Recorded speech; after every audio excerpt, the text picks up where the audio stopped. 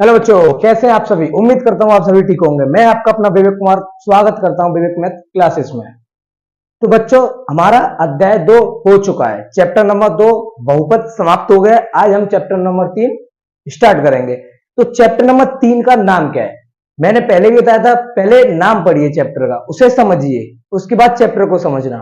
तो यहां पर चैप्टर का नाम है दो चर वाले रेखिक समीकरण युग्म। क्या नाम है? दो चर वाले रेखिक समीकरण युग्म, जिसे इंग्लिश में कहते हैं pair of linear equation in two variables. अब यहां पर हमें कोई भी समीकरण बनाना है, कोई भी समीकरण। बच्चों, बहुपद और समीकरण में अंतर सबसे पहले इससे जानिए आप लोग। एक है बहुपद आप लोगों के पास, और एक है समीकरण। दोनों दिखने में तो आपको एक जैसे लगेंगे, लेकिन इनमें अंतर क्या है। बहुपद में हमेशा आपको एक पक्ष दिखेगा। क्या? एक पक्ष। लेकिन समीकरण में आपको दो पक्ष दिखेंगे, एक बराबर के इधर और एक बराबर के उधर। हमेशा दो पक्ष, एक बायां पक्ष और दायां पक्ष, ये आपको दो दिखेंगे यहां पर। ठीक है। तो समीकरण में कोई भी अगर आपको बहुपद दिया हुआ, कोई भी, मान लीजिए मैंने ले लिया 2x प्लस 3y प्लस 4, ये एक बहुपद है। क्या है? बहुपद। इसके बराबर कुछ भी नहीं दिया होगा। बहुपद हमेशा एक पक्ष में है, एक ही चीज है, इसके बराबर कुछ नहीं है, तो उसे हम बहुपद कहते हैं। बहुपद आपको हमेशा ax plus B Y plus C इस रूप में लिखा हुआ मिलेगा। बहुपद आप लोगों को ax plus B Y plus C इस रूप में लिखा हुआ मिलेगा। इसके बराबर कुछ नहीं है ना, एक ही साइड है, कोई नहीं है बराबर में कुछ भी। लेकिन समीकरण में ऐसा नहीं होता। समीकरण आपको हमेशा लिखा हुआ मिलेगा, जैसे कि आप लोग देखिए, मैंने ले लिया 2x प्लस 3y। ठीक है। इसके बराबर कुछ भी लिखा मिल सकता है आपको, 0 भी मिलेगा, 1 भी मिलेगा, 2 भी मिलेगा। ठीक है, कुछ भी मिल सकता है बच्चों। ठीक है, कुछ भी। तो यही है समीकरण और बहुपद में अंतर, कि बहुपद एक पक्ष का है, समीकरण दो पक्ष, जिसमें किसी ना किसी के बराबर होगा समीकरण में। कोई भी, देखिए ये बहुपद ले लिया मैंने, ये बहुपद है ना, ये बहुपद है, इसको बराबर कर दिया मैंने 4 के, तो ये क्या बनेगा? एक। इस पूरे बहुपद को मैंने इसके 4 के बराबर कर दिया, तो ये एक समीकरण बन गया। क्या बन गया बच्चों? समीकरण। तो बहुपद और समीकरण में यही अंतर है कि बहुपद एक पक्षी होगा और जो समीकरण हमारा वो दो पक्ष में होगा। ठीक है। तो उम्मीद करता हूं पहले ये आपको क्लियर हुआ होगा। अब हम चलते हैं इस चैप्टर के नाम पर। बच्चों, सबसे पहले ये बताइए, चर क्या पढ़ाया था मैंने? ये चर, जिसे हम इंग्लिश में वेरिएबल कहते हैं। क्या कहते हैं? वेरिएबल। बहुपद को हम लोग पॉलिनोमियल कहते हैं, और समीकरण को इक्वेशन। ठीक है। अब मैंने चर को बताया था, चर आपका x, y, z, a, b, c कुछ भी मिलेगा, छोटा बड़ा। ठीक है, कुछ भी। तो ये सभी होते हैं आपके चर। जैसे कि मैंने पूछा 7x, इसमें चर क्या है? आप कहेंगे बच्चों x। ठीक है। मैंने पूछा 2x, x जुड़ गया तो चर है। तो ये सब चर होते हैं। तो हमें चर कितने चाहिए? दो। तो बच्चों, एक चर ले लिया मैंने x और एक चर ले लिया y। क्या ले लिया? y। आप जरूरी नहीं है x y ले, कुछ भी ले सकते हैं, a भी ले सकते हैं, a d ले सकते हैं, a s ले सकते हैं, p q ले सकते हैं, कुछ भी। दो चर, हमने दो अलग अलग चर ले लिए। ठीक है। दो चर वाले रेखिक समीकरण। अब इस रेखिक के साथ समीकरण जुड़ा हुआ है। किसके साथ? रेखिक के साथ। तो जिस पर एक घात होती है उसे हम रेखिक कहते हैं, जिसकी अधिकतम घात एक हो उससे हम रेखिक कहते हैं। ये सभी हमने बहुपद वाले दूसरे चैप्टर में पढ़ा है। अगर ये समझ नहीं आया हो आपको, मैं पूरी कोशिश करूंगा, फिर भी बहुपद का बेसिक जो क्लास डली हुई है उन्हें आप लोग देख लेना एक बार। आप सभी से विनती है उसे देखना। ठीक है। अब देखिए क्या कह रहा था, दो चर वाले रेखिक समीकरण। हमने एक रेखिक समीकरण लिया एक घात वाला, ये पूरा रेखिक समीकरण है बच्चों। क्या है, रेखिक समीकरण। कैसे, ये 2x, इस पर क्या घात है 1, 3y, इस पे क्या घात है 1, तो है रेखिक। ठीक है, इस 6 को रहने देता हूं मैंने ले लिया बराबर 4, क्या ले लिया 4, और इसे कर दिया प्लस, तो बन गया ये एक रेखिक समीकरण। मतलब रेखिक समीकरण बन गया 1 और 2, दो चर हो गए x और y। पहली बात, दो चर वाले रेखिक, रेखिक मतलब एक घात है दोनों पर, इस पे भी एक घात है, इस पे भी एक घात है। ठीक है, एक एक घात है। अब हमें समीकरण बनाना है, तो समीकरण इन दोनों को ऐड कीजिए या माइनस कीजिए, कुछ भी कीजिए, इसको जोड़िए घटाइए, कुछ भी करिए आप, इसके बराबर कुछ भी रख दीजिए। ठीक है, जैसे मैंने ये x और y चल लिया है, तो x प्लस वाई बराबर बच्चों मैंने रख दिया 7, तो ये एक बन गया रेखिक समीकरण। एक घात इस पर, एक घात इस पर, रेखिक है, दोनों चर अलग अलग है हमारे x y, बराबर कुछ भी रख दिया, इसके दो पक्षी हो गया, एक पक्ष ये रहा और एक पक्ष ये रहा, तो दो पक्ष हो गए, तो दोनों जब पक्ष हो जाते हैं हमारे दो, तो उसे क्या कहते हैं हम, समीकरण कहते हैं, नहीं कहते हैं। तो ये हो गया आपका रेखिक समीकरण। अब एंड में लग रहा है युग्म, क्या लग रहा है, युग्म, मतलब कि एक ऐसा रेखिक समीकरण, तो एक ये हो गया रेखिक समीकरण, एक ऐसा ही और बनाना है आपको। मान लीजिए मैंने ले लिया अब कि x के साथ 2 लगा दिया, ठीक है, और एक y ले लिया, इसे ऐसे ही रहने दिया, तो 2x प्लस वाई, इसके बराबर मैंने रख दिया बच्चों 3, क्या रख दिया 3। तो आप देखिए एक रेखिक समीकरण, तो ये हो गया आपका भाई दो चर वाला रेखिक समीकरण हो गया, और एक दो चर वाला रेखिक समीकरण ये हो गया, और इन दोनों को मिलाकर ही हम युग्म कहते हैं। क्या कहते हैं, युग्म। क्या कहते हैं बच्चों, युग्म। तो यही हमारा युग्म है। उम्मीद करता हूं आप लोगों को समझ आया होगा। फिर से देखिए एक और उदाहरण लेते हैं। मैंने बच्चों दो चर लिए a और b, ठीक है, हमने कितने चर ले लिए, दो चर। अब इन दो चरों का क्या करना है, हम लोगों को रेखिक समीकरण बनाना है। हम इन्हें ना तो ए स्क्वायर लिखेंगे ना ही बी स्क्वायर, सिर्फ एक घात रहेगी, ना ए पे घात हम एक के सिवा कुछ नहीं लगाएंगे, ना दो ना तीन ना चार ना पांच, कुछ भी नहीं, सिर्फ एक घात रहेगी। कितनी, एक घात। अब इस एक घात को क्या करते हैं हम, ए प्लस, इनके साथ कुछ भी गुणा में कीजिए, आप कुछ भी कर सकते हैं। मान लीजिए मैंने ए के साथ 2 का गुणा कर दिया, और इस बी के साथ 3 का गुणा कर दिया, और इसके बराबर मैंने अपने मन से ही रख दिया 10। क्या रख दिया, 10।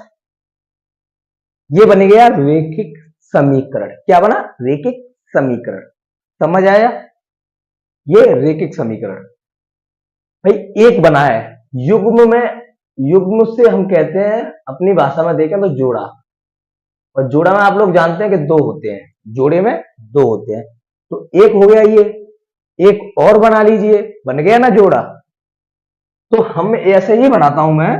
मान लीजिए अब की बार मैंने ए के साथ 5 का अगर रख दिया और बी के साथ कुछ भी नहीं रखा, और इसे मैंने 20 के बराबर कर दिया। किसके बराबर, 20 के, या फिर आप चाहें तो इसे 20 के बराबर ही रहने दीजिए। तो देखिए एक तो दो चर वाला रेखिक समीकरण ये बन गया, और एक दो चर वाला रेखिक समीकरण ये बन गया, तो एक ये एक और एक कितना हो गया, 2, और जोड़े में कितने होते हैं, 2, तो यही हो गया युग्म। इन दोनों को ही हम युग्म कहेंगे। ठीक है बच्चों, उम्मीद करता हूं समझ आया होगा। अब आपकी एक बुक में प्यारा सा उदाहरण दिया हुआ, उसे समझते हुए चलते हैं। इसे आप सभी लोग नोट कीजिए। अब हम उसे समझते हुए चलेंगे कि कैसे हम चीजों को करते हैं, कैसे चीजों को सॉल्व करेंगे, कैसे हम सोचेंगे, कैसे क्या करेंगे, सभी कुछ देखेंगे। इसे नोट कीजिए, आगे चलते हैं। चलिए तो बच्चों अब देखते हैं हम अपनी बुक का क्वेश्चन। बुक में क्या दिया हुआ है, तो मैं आपके साथ ये आपकी बुक उठाता हूं। ये यही बुक होगी आप लोगों पे, अपडेटेड है, जो हट चुका है उसे हटा हुआ है, जो रह गया वो इस बुक में है। तो बच्चों यही चैप्टर है आप लोगों का, क्या, ये वाला चैप्टर। इस चैप्टर में आप लोग कहां से पढ़ेंगे, देखिए दूसरी ही लाइन से इस अखिला, एक नाम है अखिला, इससे शुरू हो रहा है। मैं यहीं से पढ़ के आपको बताता हूं और समझाता हुआ चलता हूं। पहला कह रहा है कि अखिला अपने गांव के एक मेले में गई। भाई गई होगी कहीं भी मेले में। आप लोग मान लीजिए मैं किसी मेले में गया, अकेला छोड़िए, आप लोग मुझे मानिए मैं किसी मेले में गया। वह एक चरखी की सवारी करना चाहती है। चरखी किसे कहते हैं? जो झूला होता है वो, जिसपे भाई बैठकर ऊपर जाते हैं, फिर नीचे आते हैं, फिर ऊपर जाते हैं, फिर नीचे आते हैं, एक गोल गोल सा झूला होता है। ठीक है, उस चरखी को, ठीक है, उसे उसकी सवारी करना चाहती है। अब आगे कह रही है एक हुपला। हुपला आप लोग जानते हैं हुपला क्या होता है? आप लोगों ने देखा होगा कि एक गेम है, उस गेम में एक रिंग होती है, मतलब एक गोलाकार सी होती है एक रिंग। ठीक है, जैसे कि मान लीजिए एक रिंग है, जिसे हम हिंदी में बलय कहते हैं। उस रिंग को आप जिस चीज पे डालेंगे, किसी भी चीज पे डालिए, वो चीज आपकी हो जाती है। ठीक है, ठीक है। जैसे बहुत से लोग क्या करते हैं, जो उनकी जिसमें वो पैसे रखते हैं उसी में वो डाल देते हैं, तो वो उसे हड़पना भी चाहते हैं। ठीक है, तो ऐसा नहीं, जिस चीज पे आप लोग डालेंगे वही उसकी हो जाती है। ठीक है, जैसे मैंने किसी भी चीज में, मैं एक तो चरखी की सवारी करना चाहता हूं भाई, जो झूला झूलना चाहता हूं, और एक हुपला खेलना चाहता हूं। उस हुपले में मैंने डाला, ठीक है, मान लीजिए किसी पे भी आ गया, एक बॉल है उस बॉल पे आ गया, ठीक है, तो वो बॉल मेरी हो जाएगी, तो वो हुपला होता है, उसे हुपला कहते हैं। ठीक है, इसमें कह भी रहा है कि एक खेल जिसमें आप एक स्टॉल में रखी किसी वस्तु पर एक बलय को फेंकते हैं। ठीक है, एक रिंग को फेंकते हैं, बलय रिंग से कहते हैं।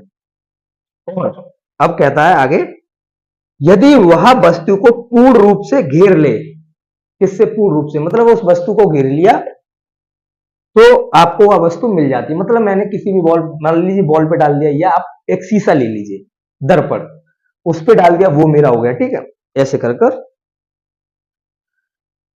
ठीक है, तो वो मिल जाती है आपको। खेलना चाहते, जितनी बार उसने हुपला खेला, मतलब हुपला वो जितनी बार खेलती है, मतलब हुपला मान लीजिए उसने जितनी बार खेला, अभी बताता हूं आगे क्या कह रहा है, उससे आधी बार उसने चरखी की सवारी की। मान लीजिए हुपला उसने 10 बार खेला, मान लीजिए मैं अपने को मान के चलो, मैंने 10 बार हुपला खेला, कितनी बार? 10 बार।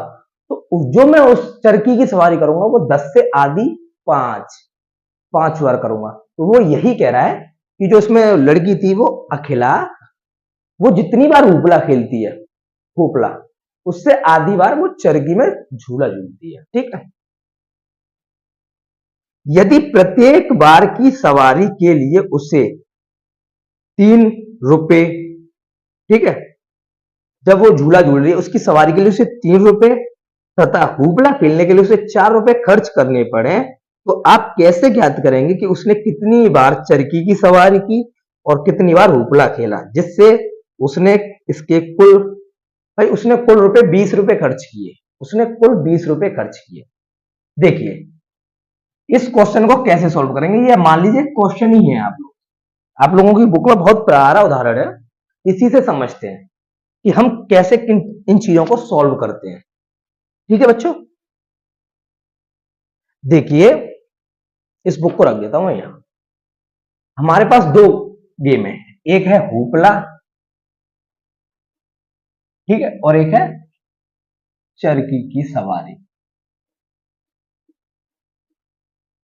भाई 2 गेम है, इन 2 गेमों में क्या हो रहा है, ये 2 गेम मैं खेल करना चाहता हूं, मतलब यहाँ पे झूला झूलना चाहता हूं और इसे खेलना चाहता हूं। मेले में गया किसी में, हुपला को खेलना चाहता हूं और इसे मैं सवारी करना चाहता हूं उसकी। मैंने क्या किया, हुपला जितनी बार खेला, हुपला मैंने मान लीजिए 10 बार खेला या 20 बार, मान लीजिए 20 बार खेला, तो उससे आधी सवारी मैं इसमें करता हूं, मतलब 10 बार झूला झूलता हूं। जब मैं 20 बार हुपला खेला तब मैंने 10 बार झूला झूला। ठीक है, झूले को झूला। अब क्या होता है कि हुपला, देखिए ये जो चरखी की सवारी है, मैंने एक बार चक्कर लगाने में, भाई इस पॉइंट से स्टार्ट हुआ, यहां पर वापस आने में मुझे 3 रुपए लगते हैं। कितने? 3 रुपए। और ये जो हुपला है, एक बार खेलने में भाई, एक बार एक बार के इसमें 4 रुपए लगते हैं, कितने? 4 रुपए। और टोटल 20 रुपए खर्च किए उसने, टोटल या कुल, मैं कुल लिखता हूं, कुल 20 रुपए खर्च किए इसने। अब आप लोग इसे कैसे सॉल्व करेंगे मुझे ये बताइए। भाई हमें ये तो उसमें पता ही नहीं है कि हुपला कितनी बार खेली और उसने सवारी कितनी बार की। तो हम इन क्वेश्चन में हम क्या करते हैं, जब हमें कुछ भी पता ना हो, हमें सिर्फ इतना पता है कि उसने 3 रुपए इसमें खर्च किए एक बार के लिए, तो वो कितनी बार खेली होगी नहीं पता। 4 रुपए इसमें खर्च किए, कितनी बार खेली नहीं पता। ठीक है, तो हम लोग क्या करेंगे, मैंने क्या किया, माना हुपला x बार खेला। जब हुपला x बार खेला उसने, तो हुपले को x बार खेला, कितनी बार? x बार। ठीक है, तो मैं इस खेला को उठा रहा हूं, माना हुपला x बार तथा चरकी की सवारी, चरकी की सवारी बराबर बाई। उसने चरकी की सवारी 22 बार की, कितनी बार की बच्चों? 22 बार। भाई 22 बार की या नहीं? आप लोग कहेंगे सर की। तो अब आप लोग देखिए बच्चों, अगर मैं हुपला और सवारी दोनों को बराबर रखूं तो ये क्या बराबर है? भाई मैंने 20 बार हुपला खेला, तो चरकी की सवारी कितनी बार की? 10 बार। भाई x बराबर 20 है, x बराबर 20 है। भाई x हुपला माना है हम लोगों ने, x को हुपला माना है, तो मैंने हुपला 20 बार खेला, कितनी बार? 20 बार। 20 बार खेला या नहीं? आप लोग कहेंगे खेला। और ये चरकी की जो सवारी मैंने की वो आधी बार की, मतलब 20 से आधी 10, y बराबर 10।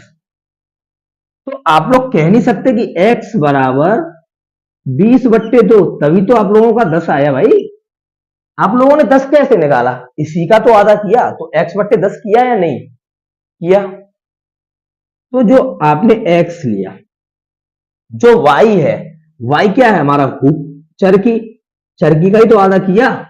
भाई इस चरकी को कैसे निकाला? मैंने हुपला 20 बार खेला, 20, ठीक है 20, उस 20 को आधा किया।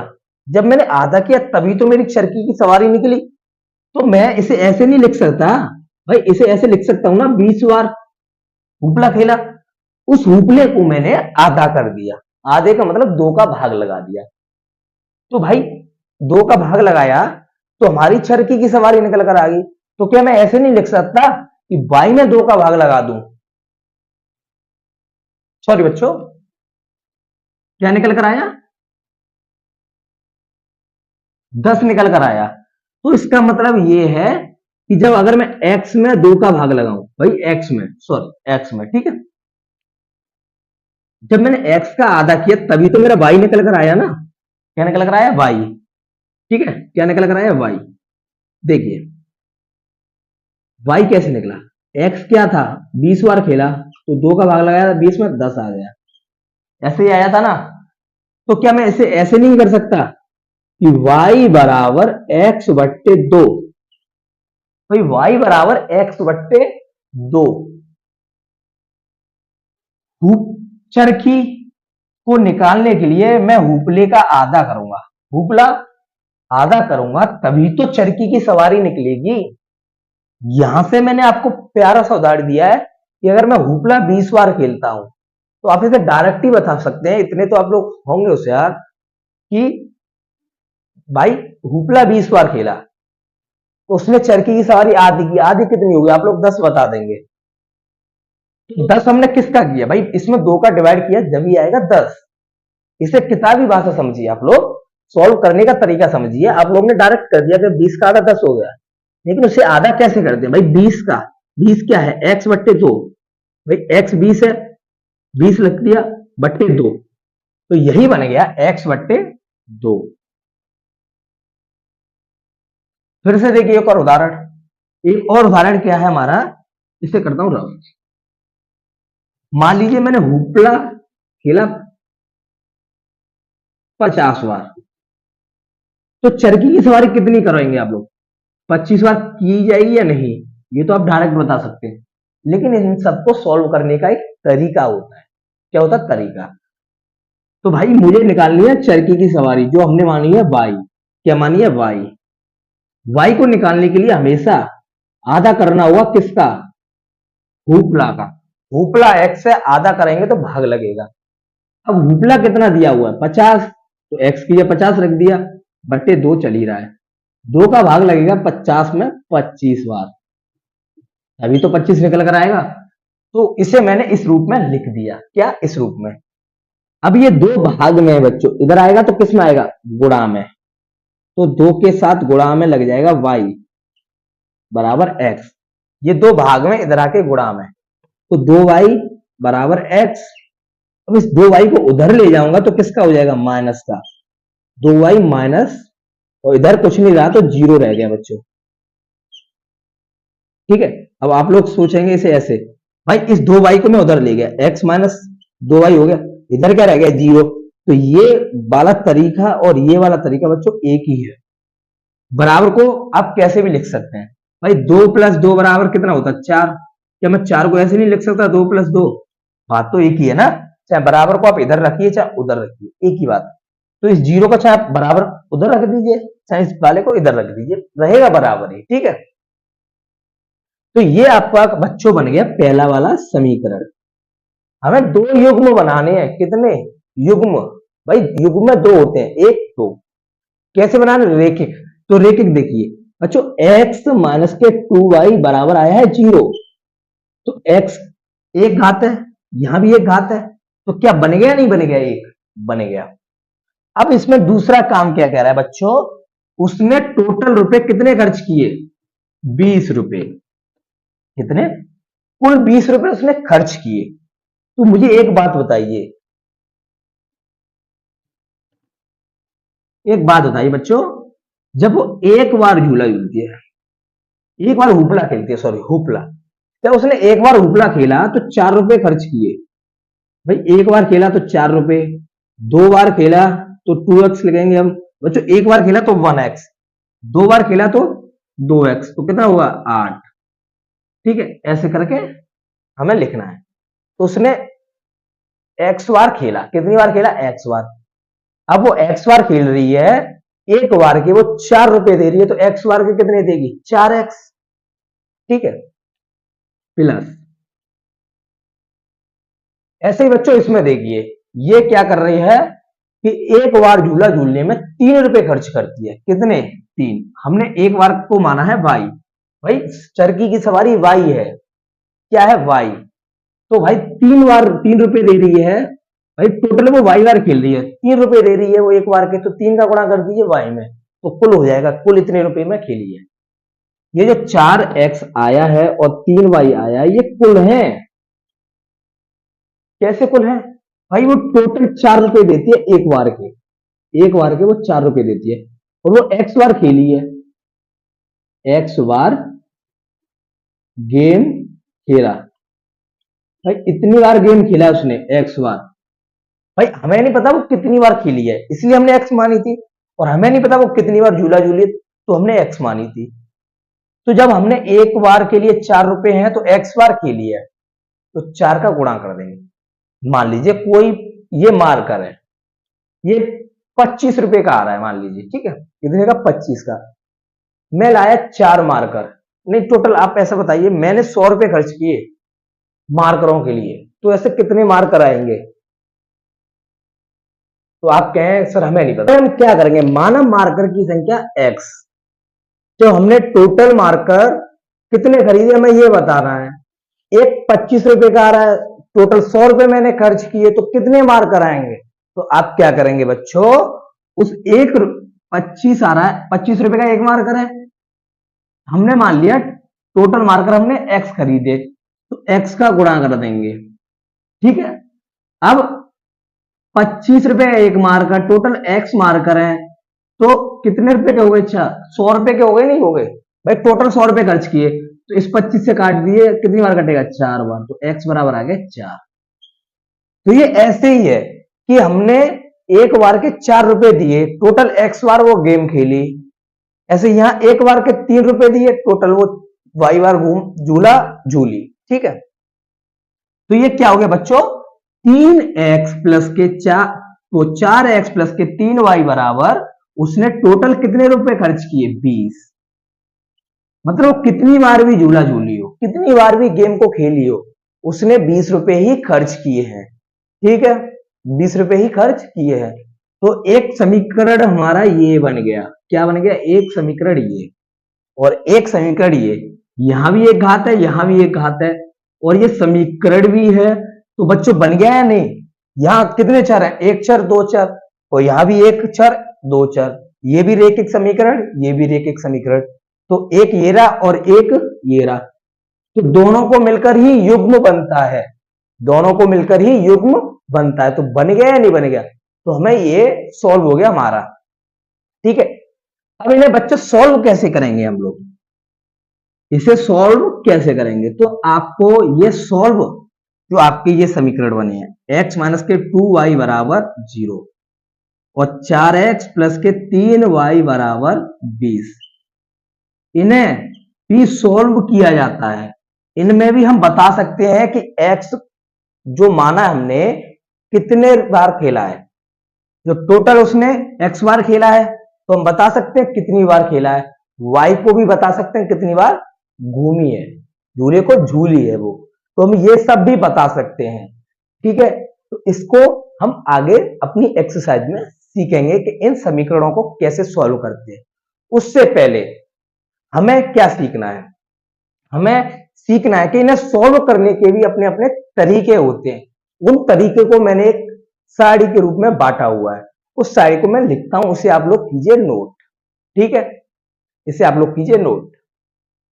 इसे सॉल्व करने का भी तरीका है, कैसे तरीके हैं, कितने तरीके हैं, वो सभी मैं बता सकता हूं। इस क्वेश्चन को हम काफी तरीके से सॉल्व कर सकते हैं, जैसे कि ग्राफीय विधि, प्रतिस्थापन विधि, विलोपन विधि, वज्र गुणनखंड विधि। ठीक है, तो इन्हें सॉल्व करने के तरीके हैं, तो इसे आप लोग नोट कीजिए, उस तरीके को मैं लिखता हूं, नोट कीजिए इसे।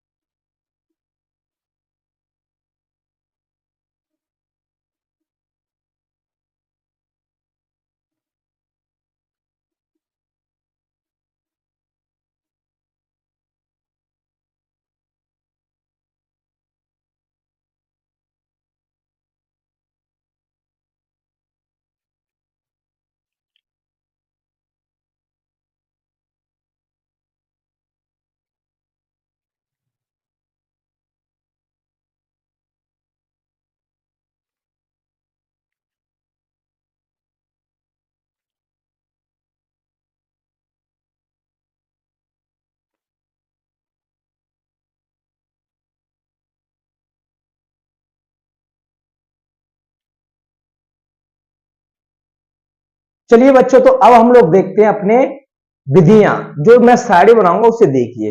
इसमें मैंने लिखा हुआ है कि दो चर वाले रैखिक समीकरण युग्म को हल करने की विधियां, कितनी विधि से हम लोग सॉल्व कर सकते हैं इसे। हमने इसे दो विधि में बांटा, कितनी विधि में, दो विधि में। आप कहेंगे सर आपने अभी तो बताया था, काफी विधि बताई थी, उन्हें भी देखेंगे।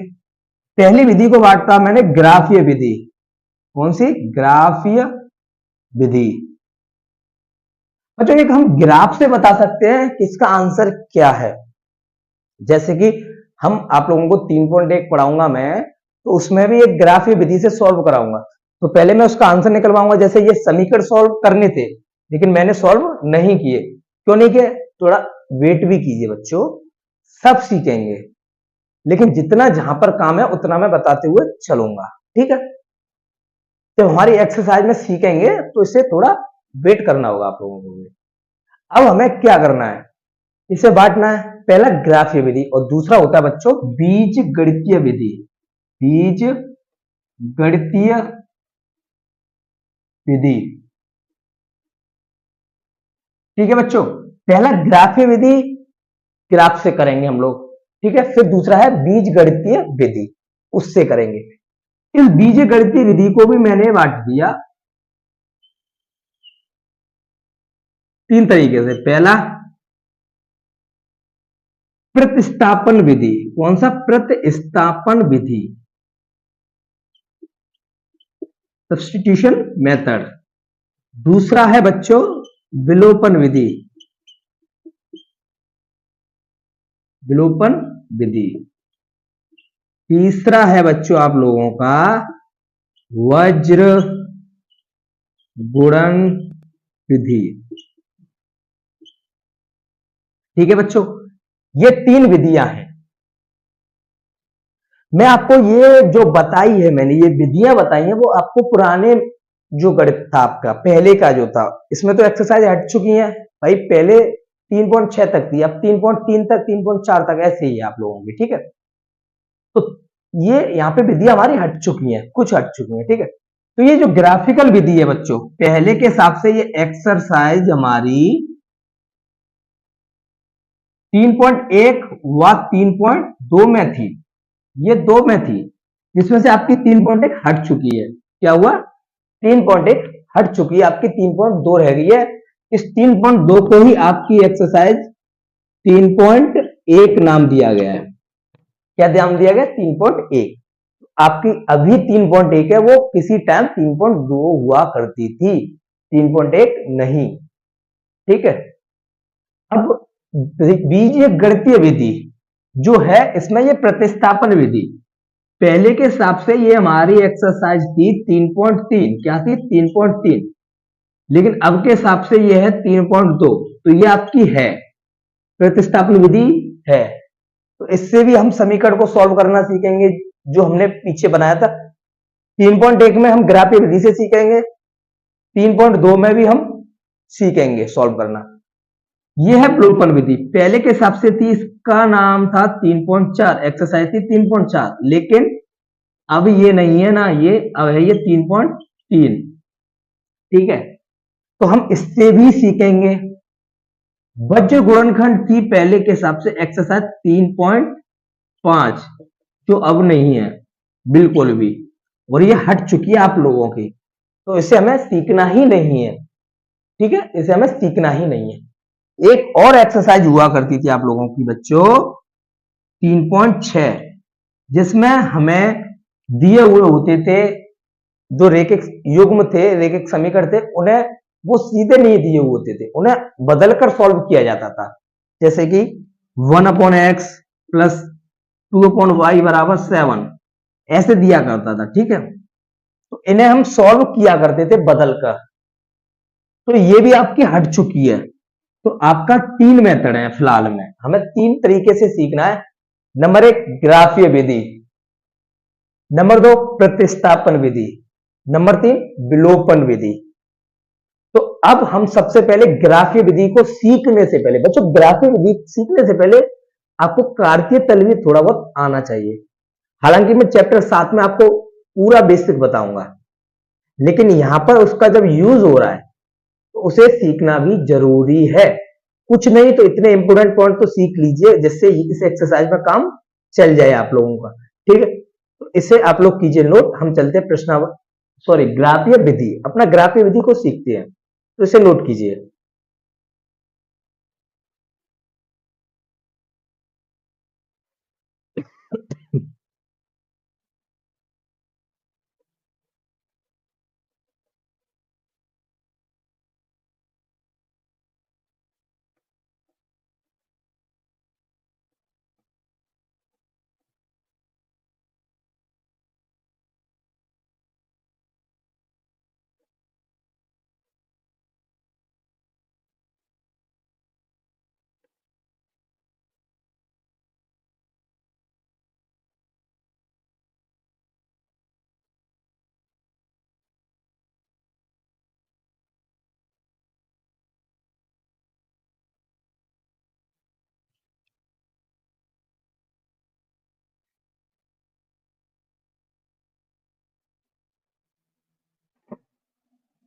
अरे तो छेना भर रहा है,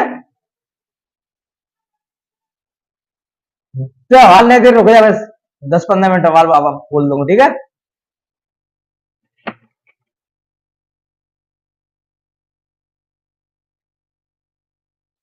चलिए बच्चों, तो हम अपना ग्राफिक जो विधि है, ग्राफीय विधि जो है उसे सीखते हैं। उससे पहले आपको थोड़ा सा सीखना है चैप्टर 7 से, कोऑर्डिनेट जियोमेट्री, निर्देशांक ज्यामिति। देखिए बच्चों, दो रेखाएं होती हैं, कैसी? दो रेखाएं। एक रेखा होती है क्षैतिज, कैसी? क्षैतिज। जैसे कि बच्चों यहां बता रहा हूं, एक होती है हमारी क्षैतिज, ठीक है, इधर नाम लिखते हैं, उधर रहने दीजिए। और एक होती है आपकी ऊर्ध्वाधर, कैसी? ऊर्ध्वाधर, हॉरिजेंटल और वर्टिकल, दो लाइन है आपकी, ठीक है बच्चों। जब इन दोनों लाइनों को हम मिलाते हैं आपस में, जैसे मैंने ये मिला दिया, ठीक है बच्चों। तो इस चीज को एक चीज ध्यान रखना आप लोग, जब ये जो क्षैतिज होती है इसे हम कहते हैं एक्स अक्ष। क्या कहते हैं बच्चों? एक्स अक्ष, एक्स अक्ष। जो आपको ये ऊर्ध्वाधर मिलेगी इसे हम कहते हैं वाई अक्ष, वाई अक्ष, ठीक है, एक्स एक्सिस और वाई एक्सिस। जब ये दोनों जैसे कि एक रेखा लेटी हुई और ये कड़ी हुई, क्षैतिज ऊर्ध्वाधर, जब इन दोनों को हम मिलाएंगे तो ये एक बिंदु पे मिलेगी, यहां पर। तो कहां पर मिल रही है? इस बिंदु पर। और इस बिंदु को ही हम लोग कहते हैं ऑरिजिन, मूल बिंदु। क्या कहते हैं बच्चों? मूल बिंदु। और मूल बिंदु हमेशा, मूल बिंदु पे एक्स और वाई दोनों ही जीरो होंगे। यहां पर बच्चे एक्स और वाई दोनों जीरो होंगे। ये एक्स अक्ष है और ये वाई अक्ष है। जब बच्चों ये मिलती हैं तो ये एक्स अक्ष रहता है, ये वाई, लेकिन बाकी के ये दो रह जाते हैं। भाई यहां तो आपको सीधे मैंने बता दिया, लेकिन यहां इसने लाइन ने आपस में जो जब ये मिली तो ये बढ़ गई चार खानों में, 1 2 3 4। भाई एक ये बन गया चार खानों में, तो एक दूसरा ये, तीसरा ये, चौथा ये, ठीक है बच्चों। इसको पहले वाले को हम लोग कहते हैं चतुर्थांश, फर्स्ट चतुर्थांश, फर्स्ट क्वार्टर। दूसरे को सेकंड चतुर्थांश, तीसरे को थर्ड चतुर्थांश और चौथे को फोर्थ चतुर्थांश, ठीक है बच्चों। एक्स अक्ष है, इस एक्स अक्ष को इतना कहेंगे हम। अब ये वाला इसका विपरीत हो गया, इससे हम कहते हैं एक्स डैश, या माइनस लगाइए आप लोग, या आप इसे डैश लगा सकते हैं, ठीक है। इसे हम ये कहेंगे एक्स डैश अक्ष। ये वाई है, इसका उल्टा ये हो जाता है वाई डैश अक्ष। अच्छा, अब डैश से क्या होता है, यहाँ क्या फर्क पड़ता है, उस चीज को हम सीखते हैं। यहां देखिए, यहां पर मैंने बता दिया इस डैश का मतलब है माइनस। भाई सिर पे माइनस लगा हुआ है, जब कुछ नहीं लगा होता वहां प्लस होता है। क्या होता है वहां? प्लस। भाई यहां तो साफ साफ आपको दिख रहा है माइनस, लेकिन यहां नहीं है, तो यहां प्लस होगा। क्या होगा? प्लस। अब देखिए बच्चों, ये जो पहला चतुर्थांश है वो इस y और इस x अक्ष से मिला हुआ है। और एक चीज ध्यान रखना, हमेशा बिंदु कोई भी आप लिखें उसे पहले x लिखते हैं हम, बाद वाले को y में। भाई पहले हमेशा x को लिखा जाता है, बाद में y को। और इस x को हम लोग कहते हैं भुज, और इस y को हम लोग कहते हैं कोटि। क्या कहते हैं? कोटि, ठीक है। तो यहां पर देखिए, ये वाला जो पहला चतुर्थांश है वो x और इस y से घिरा हुआ है। ये जो है वो इन दोनों के बीच आ रहा है, ये जो है इन दोनों के बीच आ रहा है। तो पहले हम x लिखते हैं, x किसकी है? प्लस की। दूसरे हम y लिखते हैं, y किसकी है? प्लस की। तो प्लस प्लस होता है पहले में। दूसरा जो है वो इन दोनों से घिरा हुआ है, ये वाला जो है इन दोनों से। यहां x पहले x लिखते हैं पहले माइनस की, बाद में y प्लस का। ऐसे ये तीसरा वाला इन दोनों से घिरा हुआ है, यहां पहले x लिखेंगे, x किसकी है? माइनस की। यहां y लिखेंगे, y भी माइनस की। ऐसे चौथा वाला किससे घिरा हुआ है? इस x से, इस y से, x प्लस का, y माइनस का। तो इनमें पहले वाले कोष्टक में पहला वाला चतुर्थांश प्लस प्लस देता है, दूसरा वाला माइनस प्लस देता है, तीसरा वाला माइनस माइनस देता है, चौथा प्लस माइनस देता है। तो चतुर्थांश में बच्चों आपको इतना ही समझना है कि इस वाली लाइन पे आप लोग चलेंगे, ये वाली लाइन हमेशा प्लस की होगी, ये वाली भी प्लस की होगी, लेकिन ये वाली लाइन माइनस की और ये वाली लाइन माइनस की होगी। तो इन्हीं की सहायता से हम अपने ग्राफ को सॉल्व करेंगे। अब ग्राफीय विधि को सॉल्व करना कैसे, वो कल की क्लास में हम अपना पूरा बेसिक समाप्त कर लेंगे ग्राफीय विधि का, इसका ग्राफीय विधि का। तो कल अपना बेसिक ग्राफीय विधि पे फोकस करना है। आज इसीलिए मैंने ये बताया, थोड़ा सा आपको जो हमारी निर्देशांक ज्यामिति है वो आपको थोड़ी सी आनी चाहिए, क्योंकि इसमें यूज होगी। ठीक है बच्चों, यूज होगी। और एक पॉइंट तो आप लोग लिखना है इसमें कि एक्स अक्ष पर बच्चों y 0 होता है और y अक्ष पर x 0। कहने का मतलब ये है कि यहां x अक्ष है, यहां तो बच्चों y है ही नहीं है, ये भाई x अक्ष ही तो है, तो यहां तो y है ही नहीं है हमारी, तो y 0 होगा। ये y अक्ष है, इस y पर बच्चों x है ही नहीं है, तो हमारा 0 होगा। तो यही इसका अर्थ है। ठीक है, तो उम्मीद करता हूं आपको ये समझ आया होगा। तो इसी के साथ बच्चों मैं इस क्लास को ऑफ कर रहा हूं। कल की क्लास में हम अच्छे से पढ़ेंगे और ग्राफीय विधि को समझेंगे, जिसमें मैं एक उदाहरण भी लाऊंगा, उसी की सहायता से आपको समझाऊंगा। ठीक है, और ये भी बताऊंगा आंसर कैसे निकलना। फिर उसके बाद अपनी एक्सरसाइज करेंगे, अच्छे से करेंगे बच्चों। अब तक अच्छे से हुई, आप भी अच्छे से कीजिए। ठीक है बच्चों, एक चीज ध्यान रखना, मैं यहाँ पे मेहनत कर रहा हूं तो आपको भी करनी होगी। मैं ये करा रहा हूं, अगर आप रिवीजन नहीं करेंगे तो आपको समझ नहीं आएगा। ठीक है, और हाँ, दो अक्षर रेख एक बहुपद का मैं व्यापक रूप में बता चुका हूं, वैसे तो उसमें भी एक बार बताऊंगा कल की क्लास में। आज के लिए इतना ही, बाय बाय, टेक केयर, जय हिंद बच्चों।